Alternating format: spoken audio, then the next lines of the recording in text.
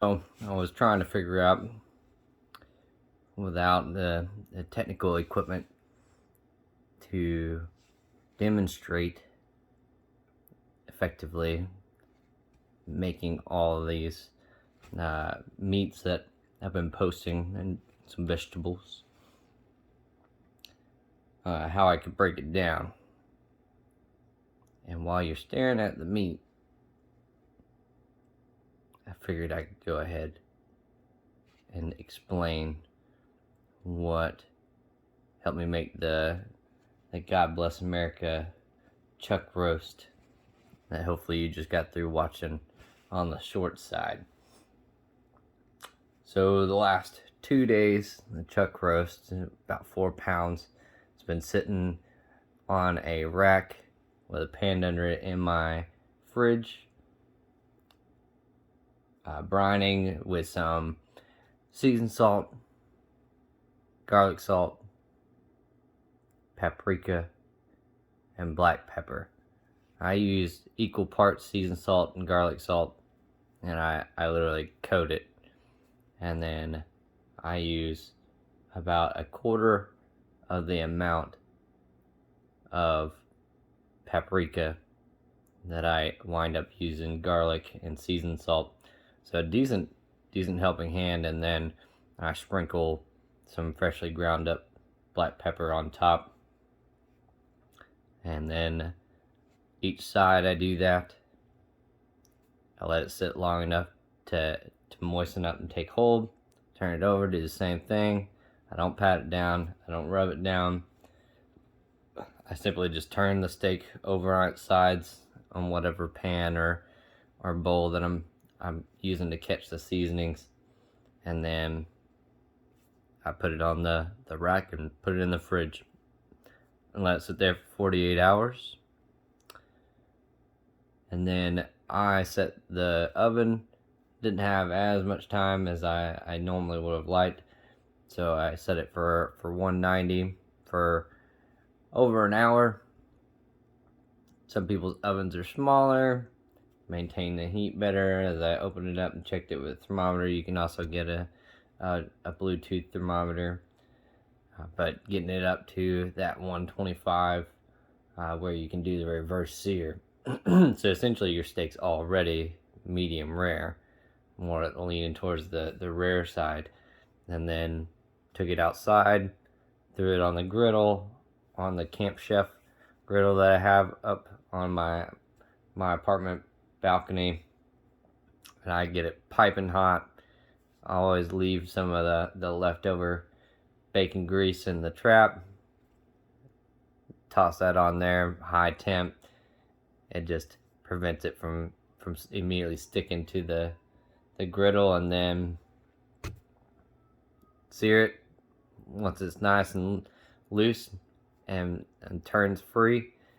Turn it over, so usually about 2 minutes aside, and then once you flip it over, do 2 minutes on the opposite side, take it off, let it sit. I go by just the feel method.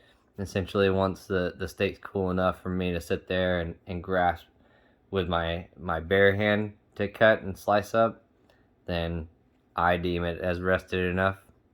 Other people have times per pound. I freelance the vast majority of my grilling.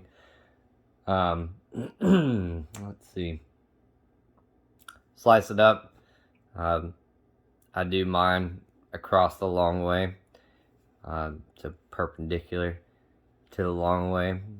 And then what I did this time, because I don't have as much time to sit here and dig in and eat as I would like, I went ahead, took those slices, pulled them apart, and then threw them on just a flat frying pan, flipped them over, and just seared them one more time on the inside. Just kind of makes it a little less chewy. And then that's all I'm having tonight. Literally just a steak dinner. It is delicious. So the reason I started doing grilling up everything was to give myself a creative outlet, really fill some time as I get used to uh, doing some joint parenting. And so I get a week on with my son, and then I have a week off. And on that week off, I have tendencies that love to take over, and a lot of self-destructive habits in my past with drinking or just not being productive, or sitting around too long and letting my anxiety and depression prey on me. Man, that's not something that I want to endure anymore. So I'm just choosing to take a different path, and this is after a lot of therapy, a lot of time and space away from some of the events that I've been through in my career. But I'm just trying to, I have to eat anyways. I love grilling anyways. So this was something that I could automatically put in place and help myself. And by helping me, taking care of me, it really allows me to be the best father I can be. And I'm a ton better at work and at my life, being in control and putting things in place to use some of that energy and some of that downtime. And hopefully, as I do this and people garner ideas for their dinners and set things up for their families of like, oh, I didn't even think about, squash and zucchini squash for the steaks we just bought, or the steaks we've had in the freezer forever. Like, I hope it gives you an excuse to break out those things and try different seasonings if you've maybe stuck straight to the salt and pepper, or never really knew what you were doing, so you just throw them in those Jack Daniel marinade bags. And there's nothing wrong with any of that. I encourage every red-blooded American to throw a steak on the grill in whatever fashion they see fit. But I'm just trying to give people some different ideas about that. Give myself the creative outlet and just purpose behind some of my day-to-day stuff that I have to do anyways. I get a lot of fulfillment out of making people food, giving people good things to eat. I get a lot of fulfillment out of sharing my story as well. I'll probably wind up doing more and more of that as I get kind of used to this exposure of being on a channel on YouTube and having my own channel, and what do I want that to look like. But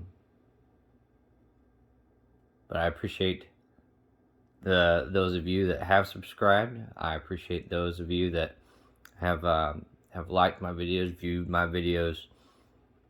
All of it hopefully will kind of make a clear purpose behind this channel as I take those things in. Even the comments sometimes have been critical in a great way of sharing videos as I cook, as I literally am doing the steps of cooking. That was not enjoyable for some folks. They're like, where the hell are you gonna start grilling? And on the channel of grilling up everything. I was like, that's a valid point. Thank you. So if you're still subscribed, I appreciate your feedback, and I've put it to some use. So I hope you guys stay safe this weekend. Some UFC fights coming on tomorrow. It's a great opportunity for you to try out some new things in the kitchen or on the grill, and hit up their taste buds. So until then, appreciate it if you hit subscribe. Appreciate if you hit like. Well, hey there, buddy. And I will catch you guys some other time.